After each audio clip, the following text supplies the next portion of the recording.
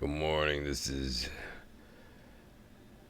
Apocalypse Radio, your DJ Wags on the Alpha Omega Podcast Network. Today is the 27th day of January. The year is 223. You got to hear this. World War III is trending. I know you're sick of hearing it, but you're going to get really sick of hearing it when it goes live. See how that works? Check this out. This is a year-old POTUS. Look at the number here, 223 on my screen. Isn't that funny? If you know me, you know what that means. Holy shit.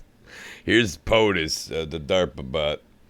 The idea that we're going to send in offensive equipment and have planes and tanks and trains going in with American pilots and American crews, just understand, don't kid yourself, no matter what you all say, that's called World War III. Today, I'm announcing that the United States will be sending 31 Abrams tanks to Ukraine. I've done some dumb things, and I'll do dumb things again. And if you look, World War III is trending. I'm clicking it right now. Stand by. Where is it? Hang on. It's up on top. Doesn't matter. Like here, Russia fumes at West's decision to send those Abrams tanks. See how that work? Says we crossed the red line.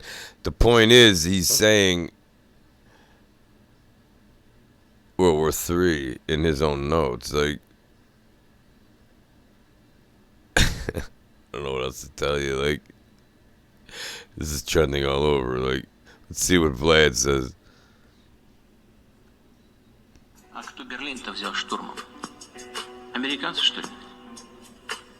Англичане или... Okay, you can't read. You probably don't understand Russian, so here we go. This is what old Putin's saying. Let's not forget who stormed Berlin. Then he says, the Americans, the British, or the French, question mark. The Red Army, have you forgotten it?